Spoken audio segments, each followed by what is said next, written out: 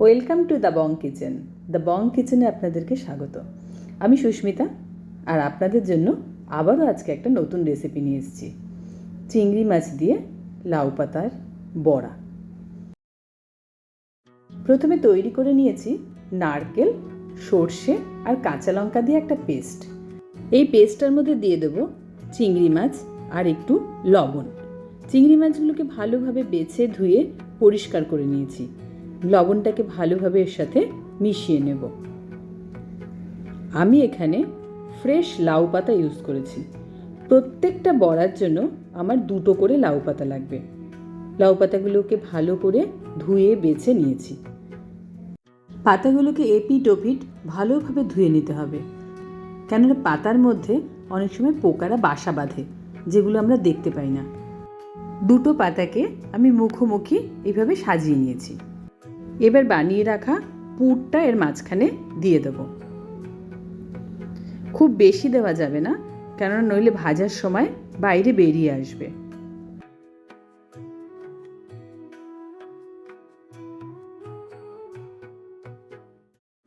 এর উপরে দিয়ে দেবো একটু কাঁচা তেল আর একটা কাঁচা লঙ্কা।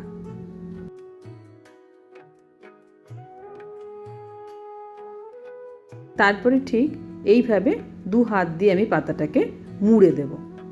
আমি কিন্তু কোনো সুতো বা দড়ি দিয়ে কিন্তু আমি বাঁধবো না। এইভাবে আমি একে একে আরও কতগুলো লাউ পাতার মধ্যে আমি পুর ভরে বড়ার আকারে গড়ে নেব।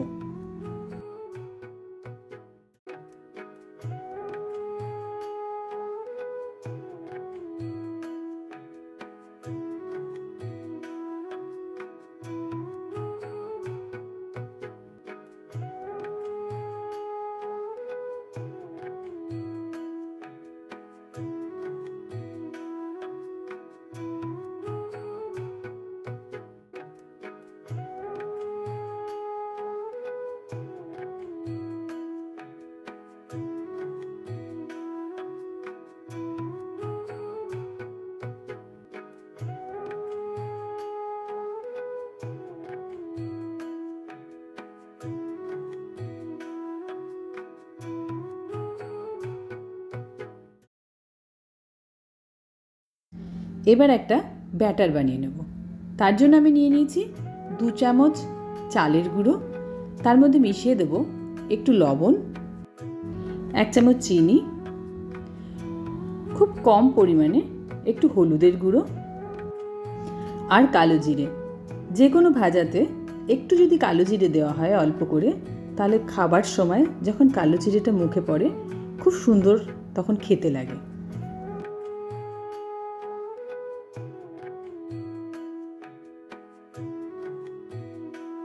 জল দিয়ে আমি একটা ব্যাটার তৈরি করে নেব। খুব বেশি পাতলাও না, খুব বেশি ঘনও না, এমন একটা ব্যাটার তৈরি করতে হবে যাতে ডুবিয়ে বড়াগুলোকে ভাজা যায় খুব সহজে।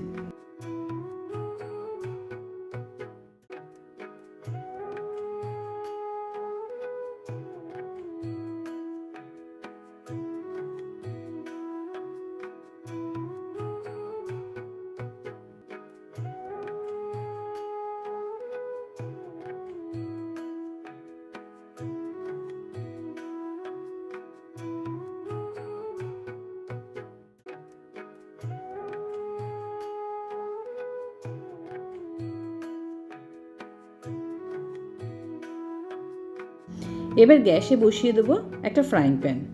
তার মধ্যে কিছুটা তেল দেব। তেলটা গরম হওয়া অবধি অপেক্ষা করব।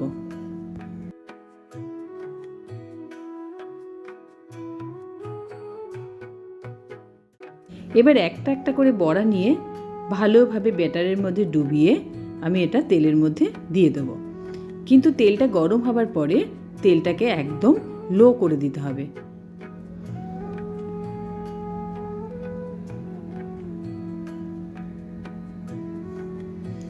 আরেকটা জিনিস লক্ষ্য করেছেন কিনা জানি না, যখন আমি বড়াটা দিলাম তখন কিন্তু যেই পিঠটা মুড়েছিলাম সেটাকে তেলের নিচের দিকে দিলাম।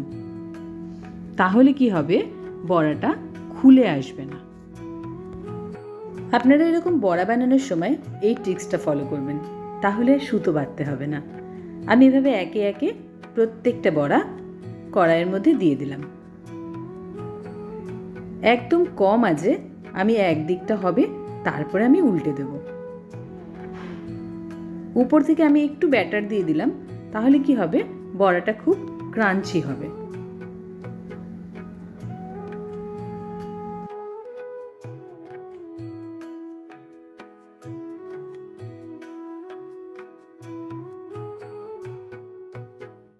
এক পিঠ হয়ে গেছে, আমি আরেক পিঠ উল্টে দিয়েছি।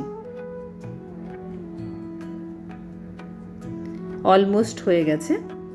এবার আমি একে একে বড়াগুলো প্যান থেকে তুলে নেব। আপনাদের ভিডিওটা কেমন লাগলো আমাকে অবশ্যই কমেন্ট করে জানাবেন, আর আমার চ্যানেলটাকে সাবস্ক্রাইব করে আমার পাশে থাকবেন। পাশে থাকা বেল আইকনটাকে বাজিয়ে দেবেন, তাহলে আমি যখনই কোনো ভিডিও দেব সবার প্রথম আপডেট আপনার কাছে যাবে। আমি চেষ্টা করি হারিয়ে যাওয়া রান্না বা একদম ঘরে থাকা উপকরণ দিয়ে সহজ পদ্ধতিতে রান্না আপনাদের কাছে পরিবেশন করার। যদি আপনাদের ভালো লাগে অবশ্যই লাইক করবেন আর শেয়ার করে অন্যকেও দেখার সুযোগ করে দেবেন।